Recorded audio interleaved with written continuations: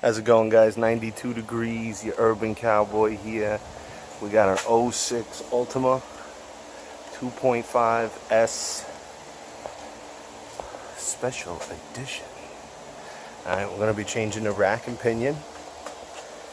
It is a pain. We'll take a little pause and I will give you a little intro here.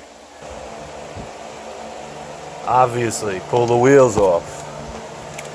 You want to take down your anti-sway bar link. Remove that. Remove your tie rod end. And I'm going to hand you off to my assistant.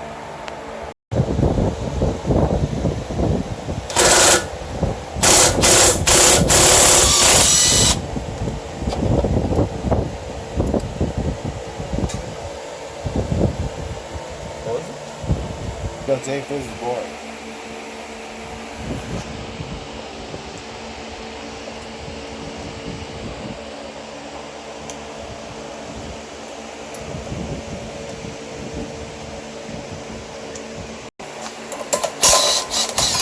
Yes, I did this last week.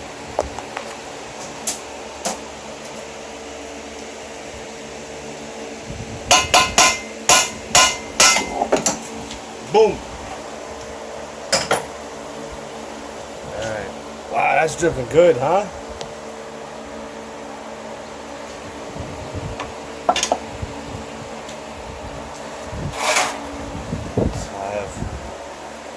Alright. So now we do the same to the other side. Alright guys, you see that, right? Okay, just making sure. We got the two fans going. This thing's dripping like hell. You see it all in there? Alright. Here's the deal. We gotta pull down the back part of the cross, is that the subframe? The subframe. So, here, this bolt, these two bolts, that big stupid guy. This is a pain in the ass. I found I didn't have to remove the exhaust hanger. I had enough room. Now the reason you gotta do this, you take that bolt out there. I took the top one out just for clearance. You don't have to. I took this bolt out here, and those are your mounts for your rack.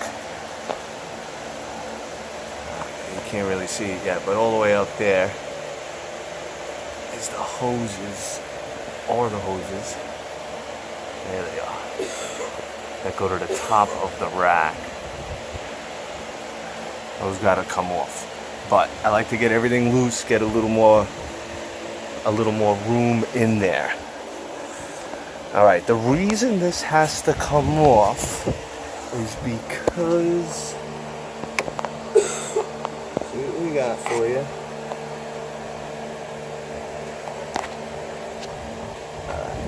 You see that knuckle in there? Now on an American car that would be collapsible. Right? You'll be able to push it up and down once it's disconnected from the rack or the steering box. Not on this car. I tried. 4-foot breaker bar. I tried. My girlfriend's looking at me strange.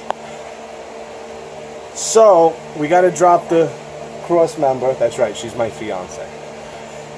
We gotta drop the cross member, or the K member, or whatever the hell you want to call it, subframe, maybe 2 inches, and we could get that knuckle apart. I got it a little rigged up right now. Nobody's driven this car. It doesn't look like that from the factory. That end is threaded. But regardless, it's got to come out. Alright, here we go. Okay.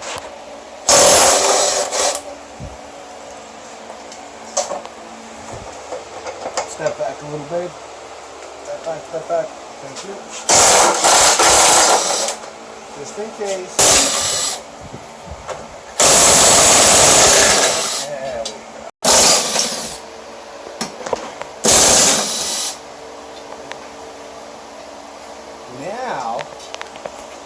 got the rear trans mount. It's the big bolt that goes across. You're not going to see it. I'm not going to hold it in there. I'm doing this off the phone. But you'll get my point. The trans mount's directly above, or the engine mount, the rear engine mount, is directly above the exhaust on this particular car. Alright.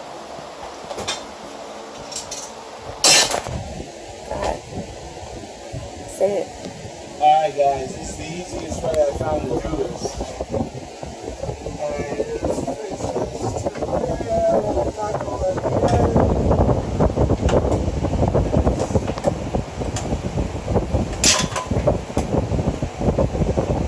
I said the easiest way, I didn't say it.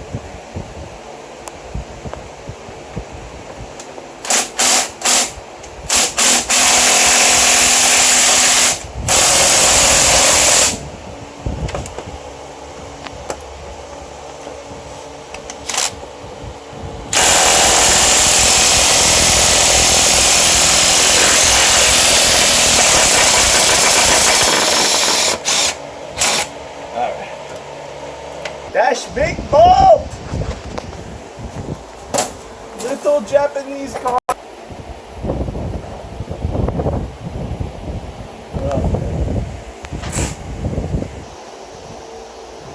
These are captured nuts, so you just have to pull the back of the seat. You just have to pull the bolt out from the back of it.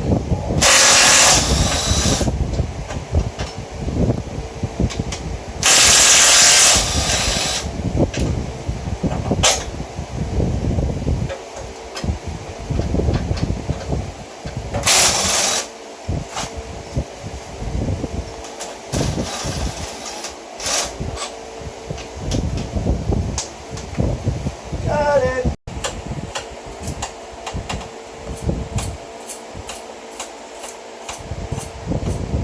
Babe, what are you doing now? I'm taking the steering, what the hell's that thing called? The steering column connection. I'm disconnecting it from the rack. So I disconnect that, I unbolted all the subframe and all that good fun jazz, and I'm gonna pull over here with my pry bar, and hopefully it'll separate. Can you get all the way in there, babe? Don't get your hands dirty. I'll get in there. I got it. So we're gonna try and take that thing apart as we're separating the subframe, because like I said before, it doesn't move. Real fun, real fun. All right, so we're gonna pry on it.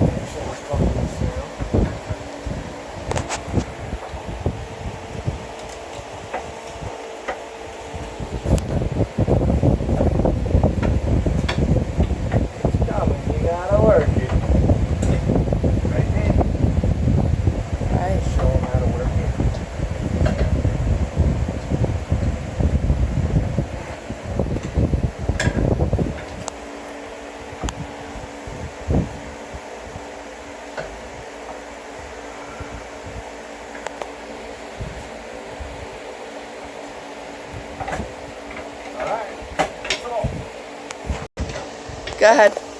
Now my methods may be unorthodox, and what you might say, unusual. But we get the job done. This fucker is loose. Alright.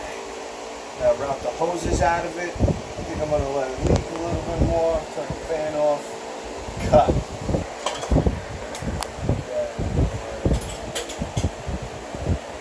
Good? Good. Alright guys, the hoses are a pain in the ass. They're usually rotten. They're usually seized to the aluminum